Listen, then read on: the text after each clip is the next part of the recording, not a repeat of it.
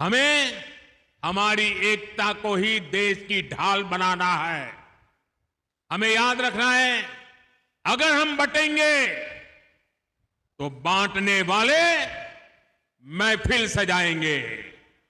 हमें कांग्रेस और महाअघाड़ी वालों के मंसूबों को कामयाब नहीं होने देना है। अभी आप मोदी जी को सुन रहे थे। मोदी जी बोल रहे थे कि हम सबको एकजुट रहना होगा, नहीं तो आने वाले समय में अगर हम लोग बटेंगे तो बांटने वाले महफिल सजाएंगे।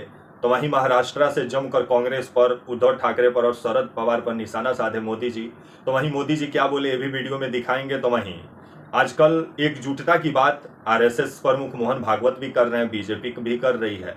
इसके पीछे क्या कारण है ये भी आपको वीडियो में बताएंगे। तो वहीं योगी जी इससे पहले बोले ही थे कि अगर हम लोग बटेंगे तो कटेंगे। अब मोदी जी बोल रहे हैं अगर हम लोग बटेंगे तो बांटने वाले जश्न मनाएंगे। तो वहीं आपके जो आपके आरएसएस प्रमुख है मोहन भागवत, इनका कहना है कि हम हिंदुओं को एकजुट रहना होगा, भारत हिंदू राष्ट्र है, जात मजहब से ऊपर उठना होगा। आजकल एकजुटता का बात बहुत हो रहा है, कारण क्या है आपको वीडियो में समझाएंगे। तो वहीं मोदी जी का बयान भी दिखाएंगे जो कांग्रेस पर निशाना साधे हैं महाराष्ट्र से मोदी जी। नमस्कार, मेरा नाम विश्वजीत कुमार और आप देख रहे हैं वाक फॉर इंडिया न्यूज। आजकल बीजेपी और आरएसएस एकजुटता की बात कर रही है, क्योंकि जिस तरह से आरएसएस और बीजेपी पर अभी राहुल गांधी पूरे तरीके से भारी पड़े हुए हैं और राहुल गांधी आरएसएस और बीजेपी का नाक में दम किए हुए हैं, जिस वजह से मोदी जी भी परेशान हैं।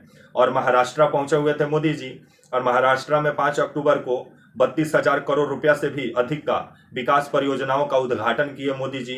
तो वहीं मोदी जी का कहना था कि जो ये कांग्रेस पार्टी है पूरे तरीके से भ्रष्टाचार में लिप्त पार्टी है और बांटने वाले लोगों से दूर रहना होगा, नहीं तो आने वाले समय में बांटने वाले जश्न मनाएंगे।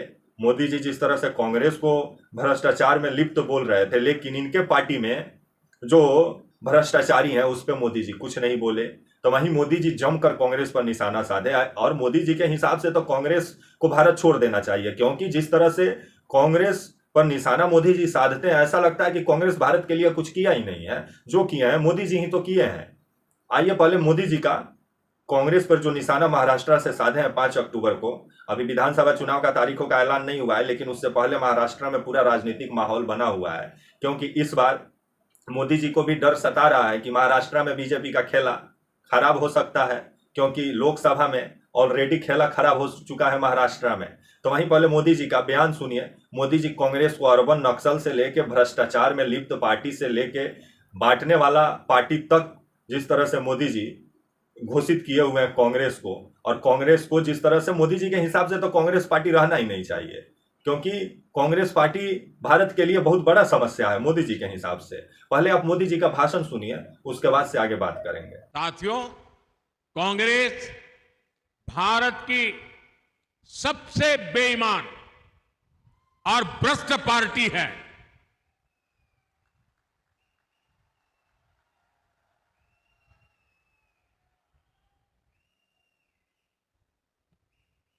चाहे कोई भी दौर हो, कोई भी राज्य हो, कांग्रेस का चरित्र नहीं बदलता।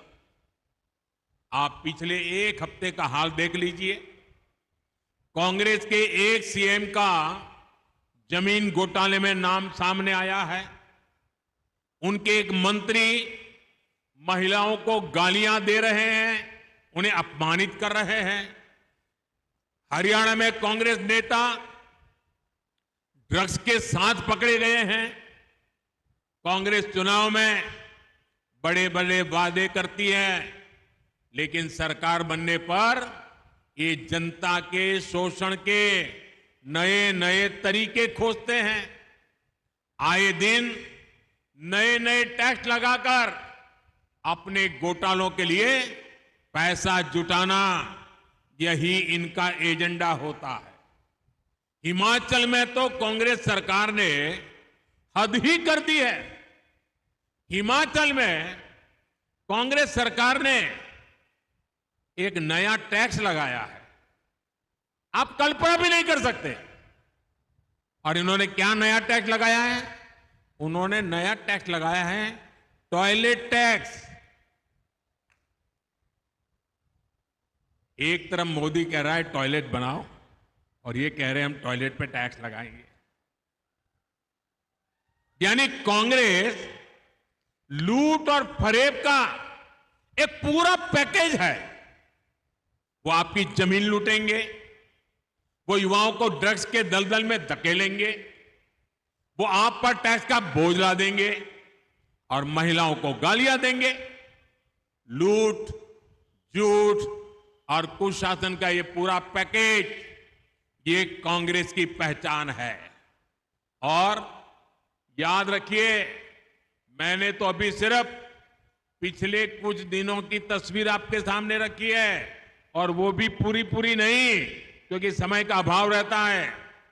कांग्रेस वर्षों से यही करते आई है। भाइयों और बहनों, महाराष्ट्र में इन्होंने अभी से अपना रंग दिखाना शुरू कर दिया है। आप देखिए, महायुति सरकार ने महाराष्ट्र की महिलाओं के लिए लाड़की बहन योजना शुरू की।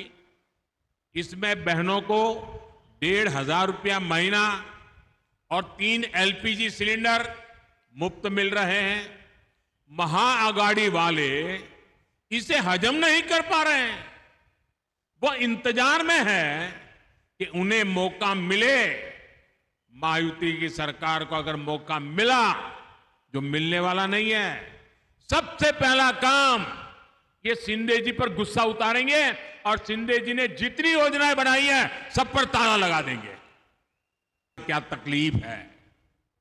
लेकिन जब से ये लोग सत्ता से बाहर गए हैं, इस सवाल का जवाब इन्होंने खुद दे दिया है। आज कांग्रेस के असली रंग खुलकर सामने आ गए हैं। कांग्रेस को अब अर्बन नक्सल का गैंग चला रहा है।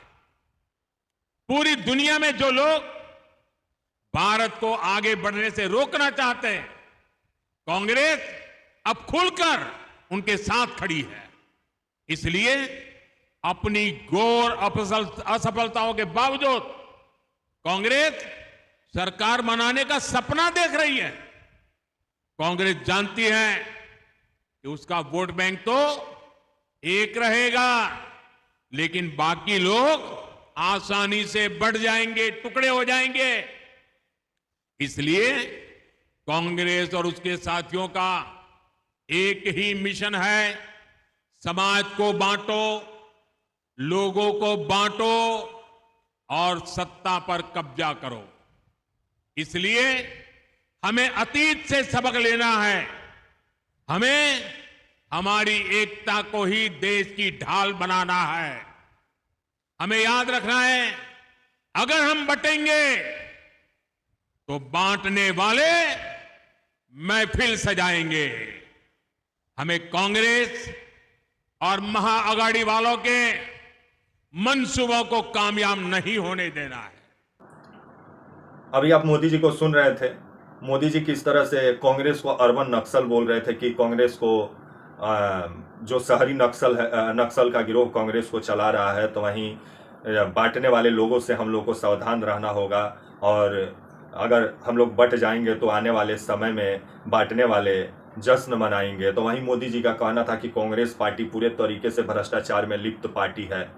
तो वहीं मोदी जी ये नहीं बताए कि उसी महाराष्ट्र में जो एनसीपी है, शरद पवार की पार्टी, जो आपके अजीत पवार, शरद पवार के भतीजे हैं, जो एनसीपी को तोड़ के आ गए बीजेपी के साथ, तो ये दूध का धुला हुआ हो गया अजीत पवार, जिनके ऊपर 70,000 करोड़ रुपया का घोटाला था, सिंचाई घोटाला का आरोप था अजीत पवार के ऊपर। और जैसे ही बीजेपी के साथ गड़बैयां की और मोदी जी और खास करके अजीत, आपके जो देवेंद्र फडणवीस हैं बीजेपी के डिप्टी सीएम, ये जिस तरह से अजीत पवार को बोलते थे चक्की पीसिंग, जैसे बीजेपी के साथ गलबैयां किया अजीत पवार, वैसा ही मोदी जी भी अजीत पवार को लेके आरोप निशाना साधना बंद कर दिए। क्योंकि मोदी जी के पास एक वॉशिंग मशीन है, जो भी आता है उसमें मोदी जी डाल के उसको अच्छा से रगड़ के साफ कर देते हैं। तो वहीं जिस तरह से महाराष्ट्र में बीजेपी पूरे तरीके से फंसी हुई है, क्योंकि लोकसभा चुनाव में आपका जो एनसीपी और जो आपके जो एकनाथ शिंदे हैं, इनको साथ लेके आई कि आने वाले समय में महाराष्ट्र में उद्धव ठाकरे का खेल बीजेपी बिगाड़ना चाहती थी। लेकिन उद्धव ठाकरे, कांग्रेस और एनसीपी मिलकर बीजेपी और आपके अजीत पवार और एकनाथ शिंदे का खेल बिगाड़ दी, जिसके बाद से अब महाराष्ट्र का राजनीति काफी दिलचस्प है।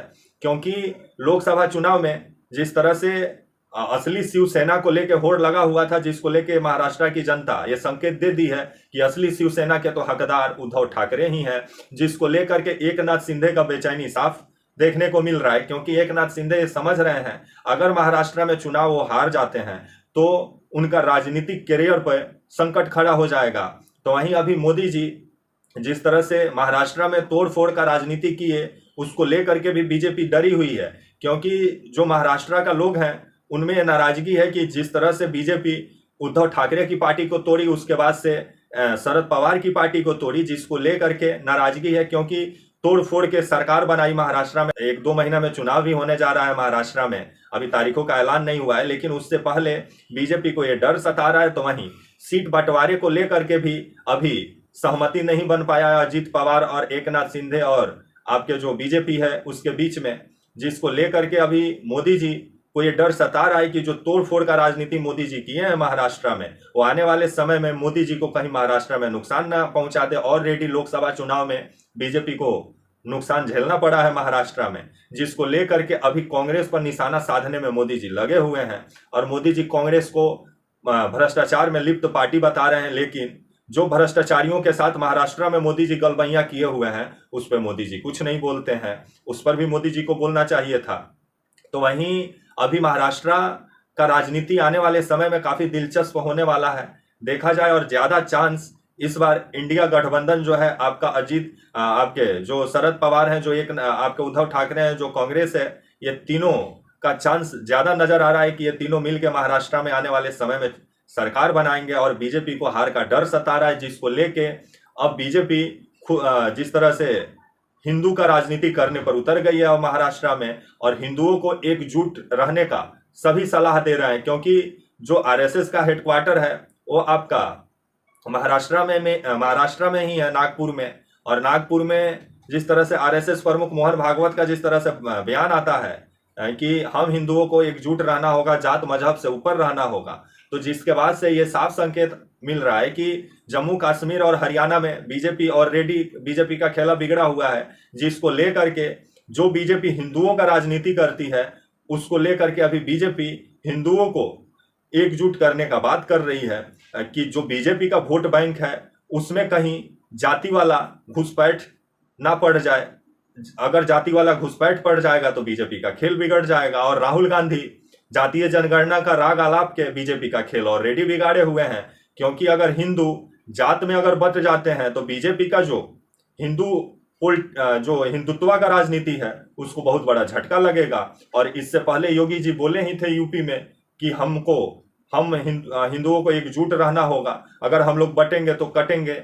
और जिसके बाद से योगी जी का इस बयान को लेकर के विभिन्न सवाल भी खड़ा हुआ था। अब मोहन भागवत भी बोल रहे हैं कि हम हिंदुओं को एकजुट रहना होगा। और मोदी जी भले नाम नहीं लिए, लेकिन संकेत साफ कि जिस तरफ मोदी जी का था आदमी समझ ही गया। और मोदी जी का कहना था कि हम सबको एकजुट रहना होगा, अगर हम लोग बटे तो बांटने वाले जश्न मनाएंगे। क्योंकि राहुल गांधी जब से जातीय जनगणना का जब से राग छेड़े हैं तब से बीजेपी के लिए मुसीबत हो गया है। क्योंकि बीजेपी हिंदुत्व का राजनीति करती है, अगर हिंदुत्व का राजनीति में जाति वाला घुसपैठ पड़ जाता है तो हिंदुत्व का राजनीति को बहुत बड़ा झटका लगेगा। और बीजेपी ये समझ रही है, जिसको लेकर के बीजेपी और आरएसएस दोनों एकजुटता का बात कर रहे हैं। तो आने वाले समय में हरियाणा और जम्मू कश्मीर में बीजेपी का तो खेल ऑलरेडी खराब हुआ पड़ा है, लेकिन महाराष्ट्र में क्या होता है आने वाले समय में, जिस तरह से तोड़फोड़ का राजनीति बीजेपी की, तो बीजेपी को आने वाले समय में महाराष्ट्र में महंगा पड़ सकता है। अभी चुनाव का तारीखों का ऐलान भी नहीं हुआ है, लेकिन पूरे तरीके से चुनावी माहौल बना हुआ है महाराष्ट्र में। तो देखा जाए कि आने वाला विधानसभा चुनाव में महाराष्ट्र में तोड़फोड़ की राजनीति को जनता पसंद करती है या विकास की राजनीति को पसंद करती है। तब तक के लिए आप मुझे इजाजत दीजिए और आप हमारे channel walk for India news को प्लीज लाइक और सब्सक्राइब और शेयर करना ना भूलें। तब तक के लिए नमस्कार, जय हिंद, वंदे मातरम।